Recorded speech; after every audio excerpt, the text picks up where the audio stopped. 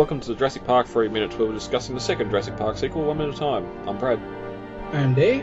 And on this episode, we'll be discussing minute 74 of Jurassic Park 3. Before we get to that, David, over at Jurassic-Pedia.com, we have a article up here for the flare gun that Grant expertly uses in this minute. It is a Orion 12-gauge flare gun, and it's interesting because we know there's two rounds, cartridges on the handle of it, plus supposedly one in the gun already, and Grant only uses two of them and then throws it away. So I think after, as we talk about in this minute, when the water ignites from the gasoline, he kind of probably figured, oh, that's it, it's going to go now. Yeah, but then you go into the ocean, you want to be able to signal a boat or something, and that one last flare might be able to help. But you don't know if Ellie's going to pull through or not, you know? Yeah. But he seems to very much trust her. Well, we know that's all they wrote for the film, so it was the only thing that was going to happen. The script's a little bit different, but we'll talk to that later. So, yeah, head over to Jurassic-Pedia.com and you can see the article up here for that flare gun and many more. We called everyone. We did everything we could. No one would help us. The Costa Rican government said this is a no-fly zone. The U.S. Embassy, that's our U.S. Embassy, told us we should accept the inevitable. Can you believe that? You let a 12-year-old go parasailing alone? No! He wasn't alone. He was with a friend of mine. Ben Hildebrand. Paul and I divorced over a year ago. Dave, ready to make a start on 74? Yep. As we ended minute 73, Paul had climbed the construction crane and tried to get the Spinosaur's attention, although when he did get its attention, he learnt the error of his ways. As we open on minute 74, Grant's helping Amanda and Eric out of the cage, and they swim towards the riverbank. Back up on the crane boom, Paul's moving further out, hoping to get some height as the Spinosaur looks up at him and roars. At the 14-second mark, the frustrated Spinosaur starts ramming the boom of the crane, causing the whole thing to shake. Paul loses his footing and falls below the boom, hanging on for dear life. At the 21-second mark, we cut down to the river bottom as Grant's searching around the base of the cage for something and finds the flare gun sitting amongst the rocks. Up above, as the Spinosaur continues to ram the crane, Grant surfaces and starts swimming towards the shore. At the 32-second mark, he turns and faces back towards the Spinosaur, cracks the flare gun to check the round inside, aims and fires it. The first flare slams into the animal's neck and gets its attention. Alan shoots a second flare, this time landing in the fuel amongst the water at the Spinosaur's legs. And the reaction is immediate. A fireball engulfs the animal.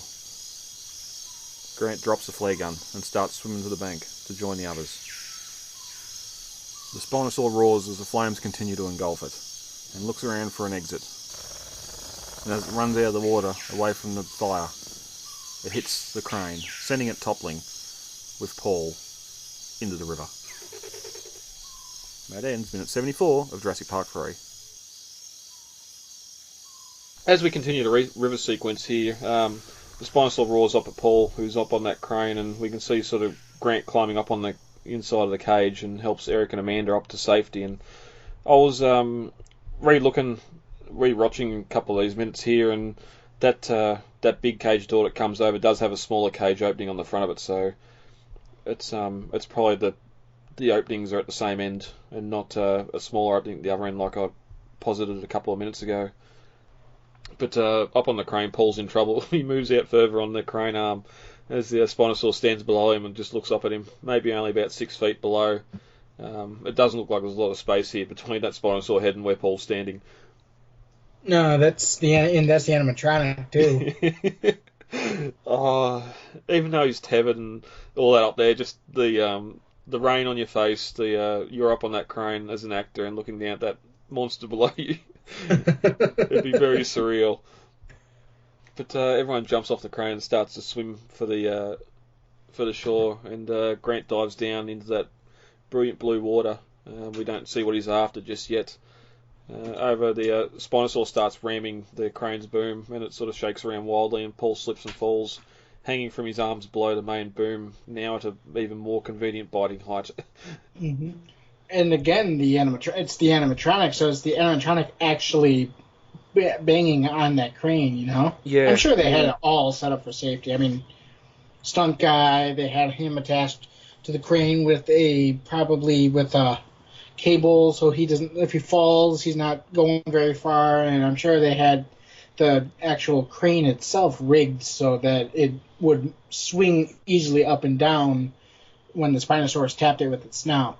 Yeah, definitely.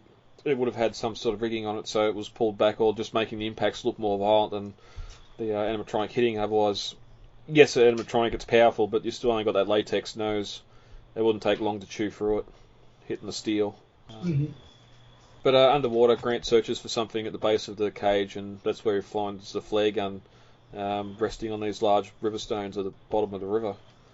Up above, the Spinosaur is nipping at Paul's feet, and Amanda and Eric make it to the shore and look out over the river at the crane and Paul sort of out in the middle, and you can still see the Spinosaur ramming the crane again as Grant's swimming towards them in this shot as well.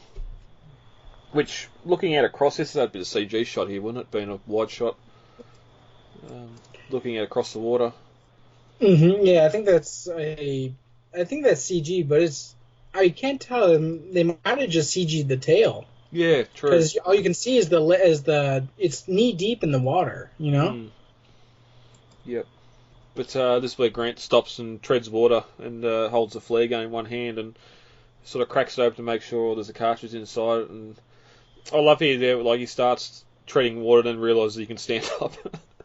And so it just stops treading water and stands up. And I don't know if it's a flub or not, or if he just realises that the river's got a bit shallower here. Yeah, I mean he's pretty close to the shore at this point. Yeah, there's been plenty of times I've been swimming and you sort of treading water or whatever else, and not realising the ground's only just below your feet, or sort of something there to stand on. But that's when he aims the flare up and fires it, and in the behind the scenes video, which I'll post some links up here, it's interesting whether it's CG him firing the flare here or if he's just firing the flare at something, and then it's a cut to the flare actually hitting the animatronic. He doesn't actually fire that flare at the animatronic in the behind the scenes stuff. Anyway, they got some sort of flare gun rigged up on a crane arm with the camera behind it, so they can shoot the flare flying through the air at the Spinosaur. Yeah, I mean they're not gonna waste the shots trying to make sure that Sam Neill hits the animatronic dead on where they want it to, you know. Well, do you think they're actually firing a real flare at the animatronic?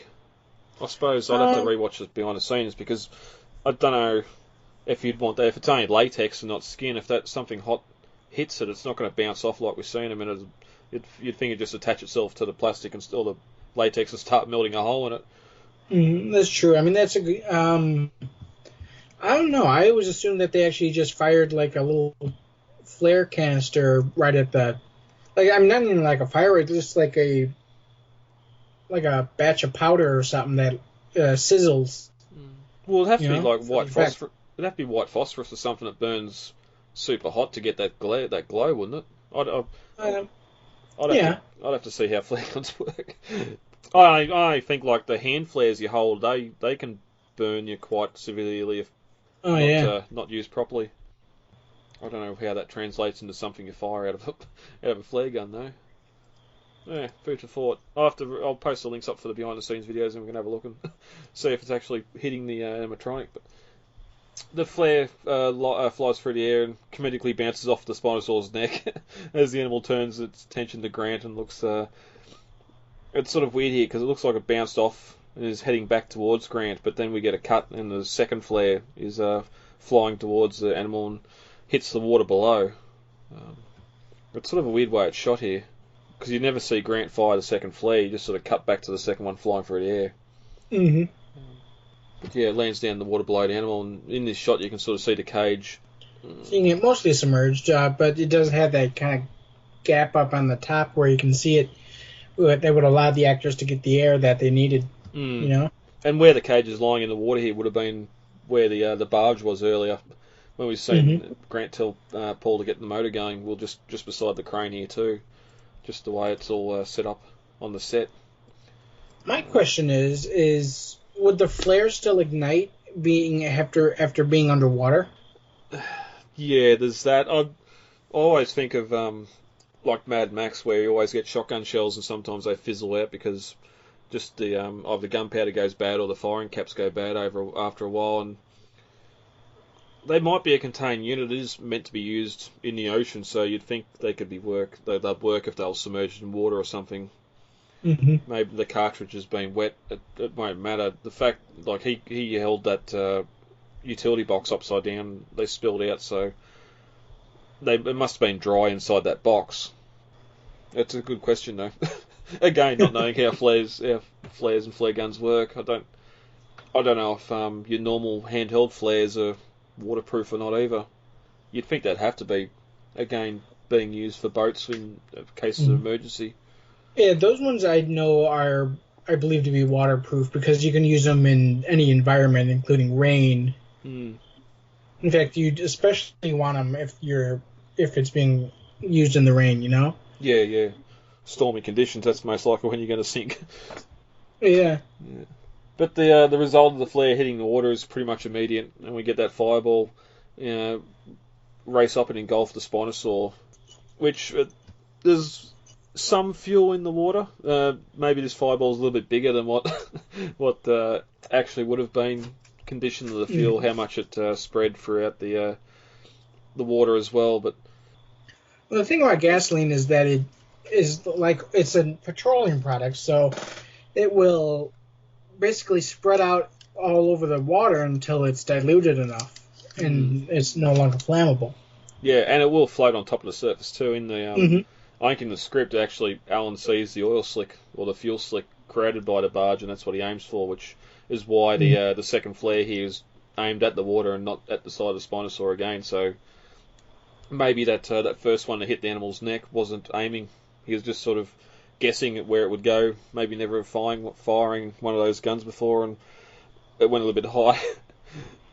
But it's sort of, you think that'd have to be the case because he's there swimming or standing in the side of the river with absolutely no cover, and he sits there and just fires the flare at the animal's neck to get his attention. Like you're dooming yourself over saving Paul.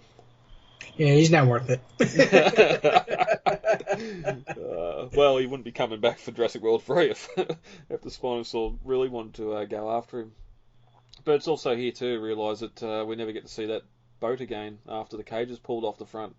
It didn't seem to be sinking when the Spinosaur was digging around on it. We know from the script and novel the barge went down, but we can only assume it must have went down as well sometime after the cage was pulled off the front, or just floated away. Yeah, they could have done that as well.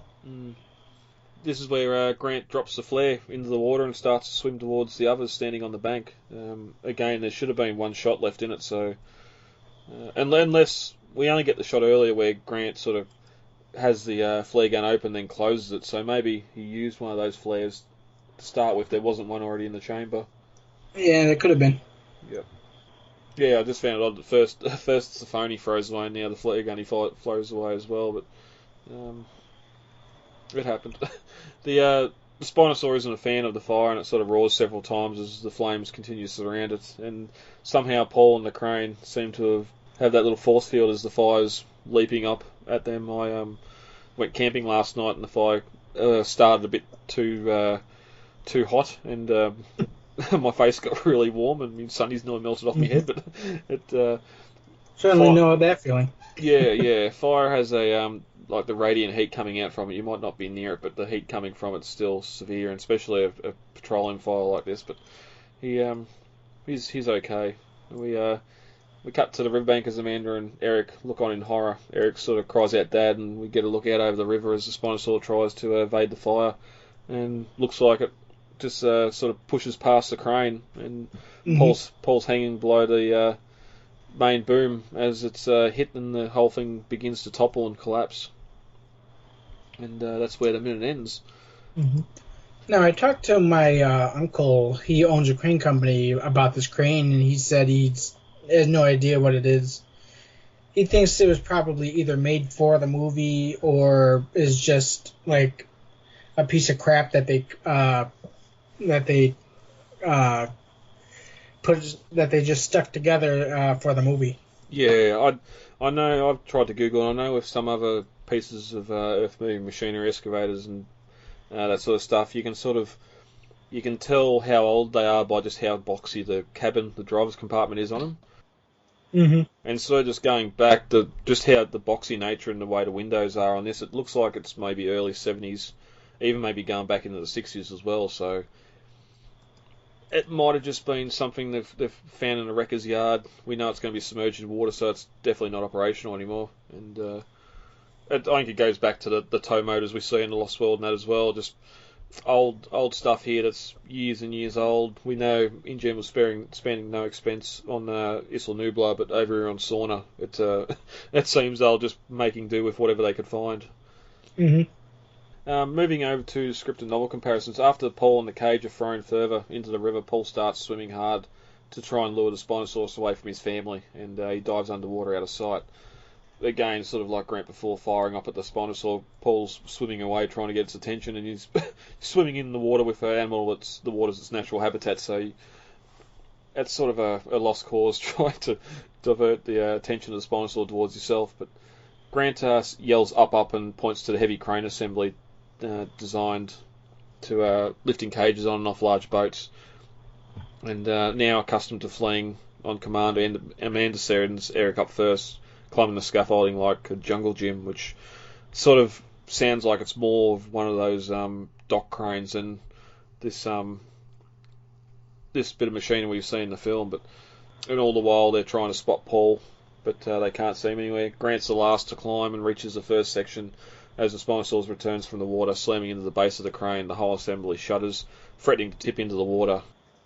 Eric and Amanda are still looking for Paul. Amanda just tells Eric to keep on climbing, and the Spinosaurus tries to climb the crane as well, but can't. So it just starts ramming its base. And this is where we sort of get some